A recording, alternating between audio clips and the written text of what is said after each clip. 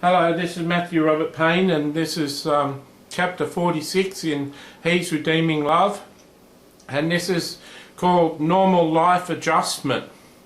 After 6 months in King's Cross in the Matthew Talbot hostel, just after I'd had the altercation with the guy who said he wanted to kill me, and the 9 guys stood up for me, the Matthew Talbot arranged for me to go and live in a share house with 2 other men who had been formerly living at the Matthew Talbot hostel, and the rent at the place was $80 a week, and the market rent in Sydney at the time was about $130 a week for a normal room in a house, and so it was quite some cheaper. And so I moved into that house, but what I found was that I was addicted. I was used to living with a free breakfast, free lunch and free dinner, and I wasn't used to preparing meals for myself. They didn't teach you in the Matthew Talbot how to look after yourself and how to cook meals, and since I'd had nervous breakdowns, I'd lost my confidence, and I was used to the system. Some would call it the same as prisoners who come out of prison. They become institutionalized, and they're used to having everything done for them. And the same was true of me, that I found it very hard to budget and buy food and cook food at home. I didn't buy much food from the shops. What I found myself doing was leaving by 11 o'clock each day and having lunch at the church in King's Cross, and having dinner at the Talbot and coming home at night.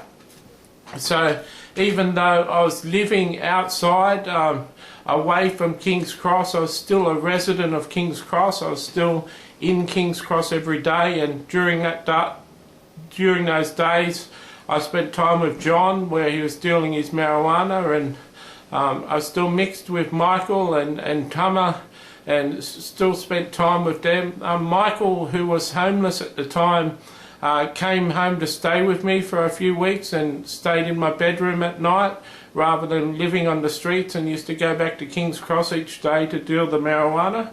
And the caseworker who managed my case seemed to clue on to the idea that Michael was staying with us. It was against the rules, and I'd broken the rules to have a homeless person stay in my house, but that was me, and that's how I was, and I was a bit of a rule breaker. As you've probably realised from this testimony, that I'm a person who's many times broken rules and broken the law, and it was like the compassion in me that made me feel for my friend Michael and have him stay in my place.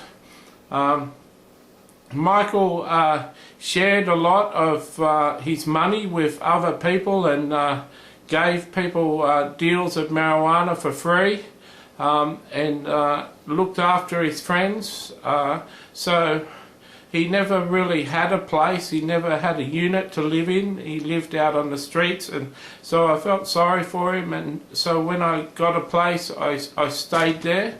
I got to a stage at the place where the caseworker was making life difficult, and I come to a point where I got to a stage where I didn't pay rent, and found myself in a condition that led me to have to move out, and that was unfortunate, and that's the sort of thing that a person who hasn't got complete control of their faculties will do.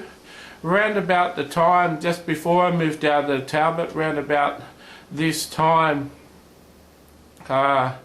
shortly before this time, I was living in this house. I went and applied for the disability pension in King's Cross, and I was given a disability pension after a psychiatric review by a psychiatrist. I was given a disability pension on the fact that I was depressed, clinically depressed. And so I was relieved that from that point on I didn't have to fill out a form every 2 weeks and lodge it with Social Security to get paid, that automatically every 2 weeks I got money put in my bank account, and the pension was $70 a fortnight or $100 a fortnight more than unemployment benefits, so I had more money. So the next chapter is another chapter in my life where I take off and have an adventure that I believe is doing God's will.